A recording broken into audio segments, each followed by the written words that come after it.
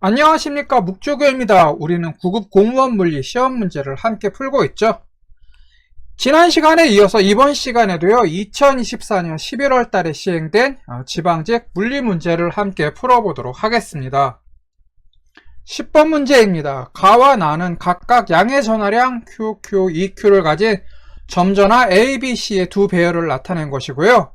가에서 B에 작용하는 전기력의 크기가 F일 때 나에서 B에 작용하는 전기력의 크기를 묻는 문제가 되겠습니다. 나에서 B에 작용하는 전기력을 F라고 하면은 점전하 AB 사이에 작용하는 전기력과 점전하 BC 사이에 작용하는 전기력의 합이 될 겁니다. 이걸 계산하게 되면은 K 곱하기 D제곱분의 Q 곱하기 Q 마이너스 4D제곱분의 비례상수 K 곱하기 Q 곱하기 EQ가 되겠고, 세 개의 점전하는 모두 양전하라서 각각의 점전하 사이에는 서로 밀어내는 청력이 발생할 겁니다. AB에 의한 청력 방향과 BC에서 생기는 청력 방향이 서로 반대라서 이제 BC 사이에 생기는 청력의 방향을 이제 마이너스로 놨습니다. 여기서요. 그러면 전기력 F는 그 값 크기가 어떻게 되느냐 하면은요, 이거 계산하면은 2분의 1 곱하기 K 곱하기 D제곱분의 Q 곱하기 Q가 되겠죠. 이번에는 가에서 B에 작용하는 전기력을 계산해 보면은요, 계산하면 여기 나와 있듯이 마이너스 K 곱하기 D제곱분의 Q 곱하기 Q가 됩니다. 가에서 구한 F 값을 나에 대입하면은, 즉 마이너스 K 곱하기 D제곱분의 Q 제곱을 이제 나에 대입하게 되면은 나에서의 전기력 크기 F가 얼마가 되느냐 계산하면은 마이너스 2분의 1 F가 됩니다. 단순의 힘의 크기만 따지면은 나에서의 힘은 이제 2분의 1 F가 되겠고요.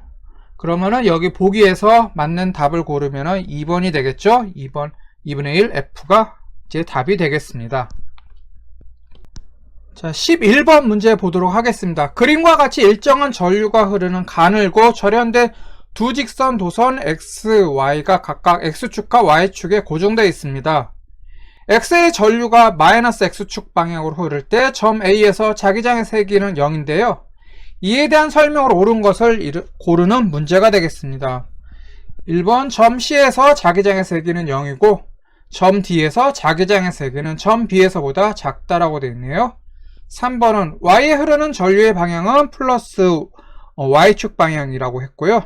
4번은 Y에 흐르는 전류의 세기를 2배로 만들면 점 B에서 자기장의 세기는 0이 된다고 했네요. 이제 하나씩 따져보도록 하겠습니다. 점 A에서 자기장이 0이라는 점은 이제 X축 전류에 의한 자기장과 Y축에 흐르는 전류에 의한 자기장이 서로 상쇄되었다는 소리가 되겠죠. X축 전류에 의한 자기장은 이제 주면을 뚫고 들어가는 방향이고, Y축에 흐르는 전류는 이 자기장을 상쇄하는 방향이어야 하겠죠. 지면을 뚫고 나오는 자기장을 형성해야 되니까 여기 나와 있듯이 마이너스 Y축 방향이 될 겁니다. 그러면 오름나사 법칙에 의해서 C점에서의 자기장 방향은 이제 지면을 뚫고 들어가는 방향이 되겠고, A점에서 자기장 방향은 지면을 뚫고 나오는 방향이 되겠죠. C점에서 Y축에 흐르는 전류에 의한 자기장 방향은 이제 지면을 뚫고 들어가는 방향이 되겠는데, X축 전류에 의한 자기장 방향은 이제 오른나사 법칙에 의해서 지면에서 뚫고 나오는 방향이 됩니다. 따라서 C점에서 자기장 세기는 이제 0이 되죠. A점과 C점 모두 이제 X축과 Y축에서 같은 거리만큼 떨어져 있다라는 점을 우리는 이제 상기할 필요가 있습니다. 점 D에서 자기장 방향은 이제 X축, Y축에 흐르는 전류에 의한 자기장 방향 모두 지면을 뚫고 나오는 방향이 되겠고요. 그리고 점 B에서 자기장 방향 역시 지면을 뚫고 지나가는 방향이 됩니다.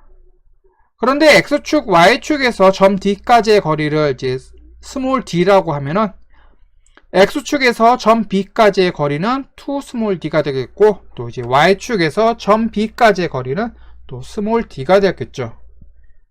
여러분들 앙페르의 법칙 기억하고 계시죠? 앙페르의 법칙을 이제 수식으로 나타내면은 여기 나와 있듯이 자기장 B는 비례상수 K 곱하기 R분의 I라고 쓸 수가 있는데, 자기장의 세기는 여기에 이 식에서 볼 수 있듯이 거리에 반비례하고 전류의 세기에 비례하고 있죠.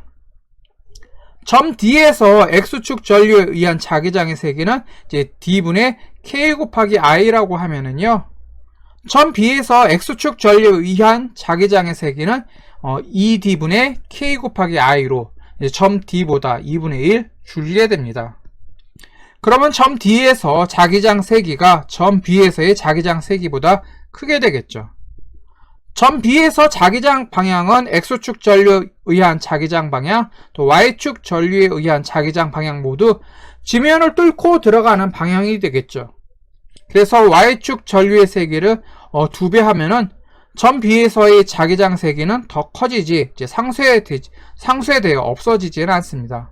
그럼 이제 보기 1에서 4에서 옳은 설명을 한 것은 1번이 되겠죠. 점 C에서 자기장의 세기는 0이다. 이것이 이제 옳은 설명이 되겠습니다. 다음 문제 보도록 하겠습니다. 그림 ABC는 도체 반도체 절연체의 에너지띠 구조를 순서 없이 나타낸 것이고요.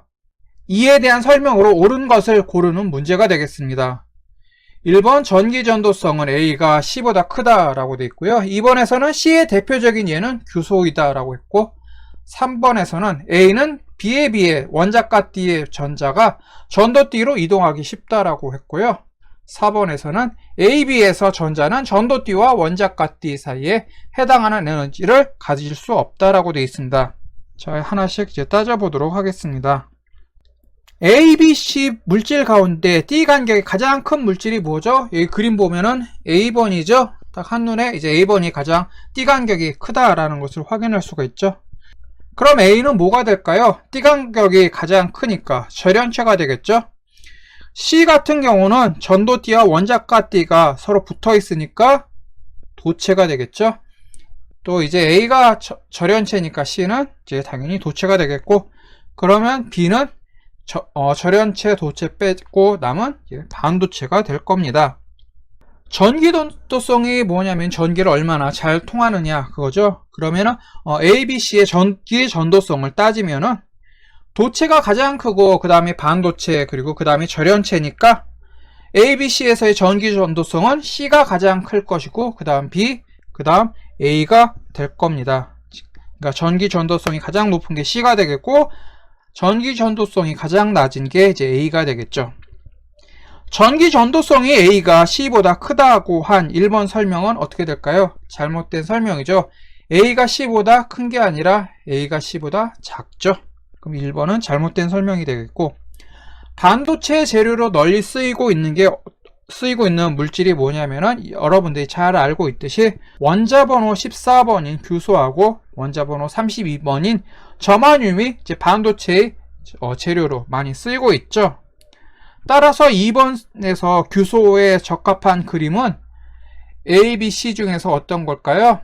B가 되겠죠. C 같은 경우는 도체이기 때문에 반도체인 규소에 대한 설명으로는 이제 옳지 않은 게 될 거고요. 그러면 규소에 적합한 그림은 이제 B가 될 겁니다.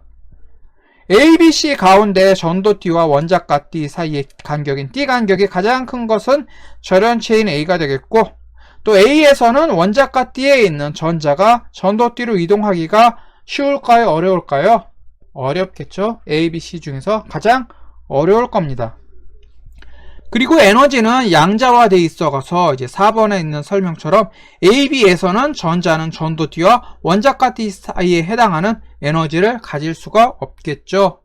왜냐면 에너지는 양자화되어 있으니까, 이제 양자화되어 있다라는 것은 에너지 간격이 이제 띄엄띄엄 있다라는 거잖아요. 그래서 에너지 띠 간격 사이에서는 이제 전자가 에너지를 가질 수가 없게 되겠죠. 그러면 보기 1, 2, 3, 4 중에서 옳은 설명을 한 것은 4번이 되겠죠. A, B에서 전자는 전도띠와 원자가 띠 사이에 해당하는 에너지를 가질 수가 없습니다. 자, 다음 문제 13번 보도록 하겠습니다.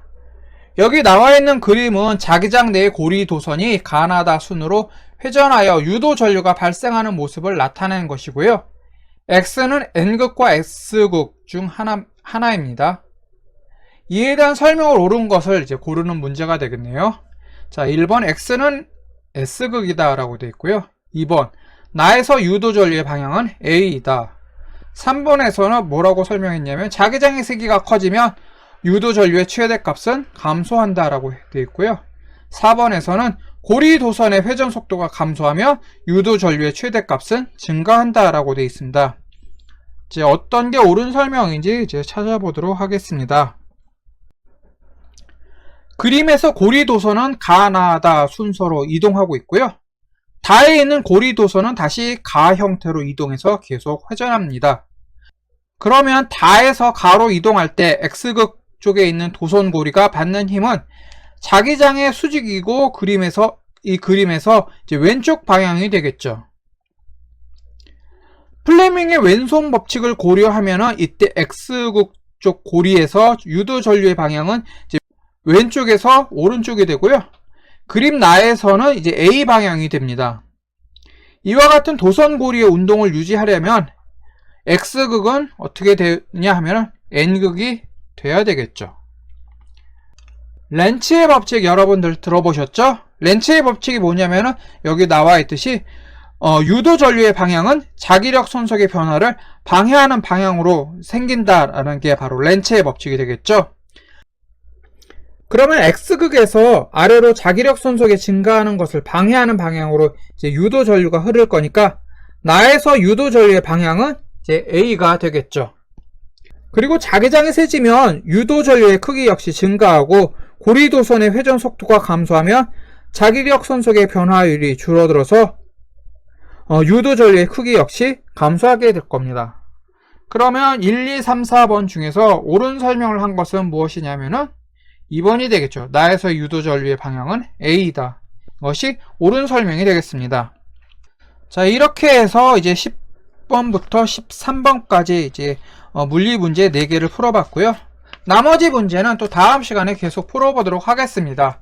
네, 수고하셨고요. 다음 시간에 뵙도록 하겠습니다. 감사합니다.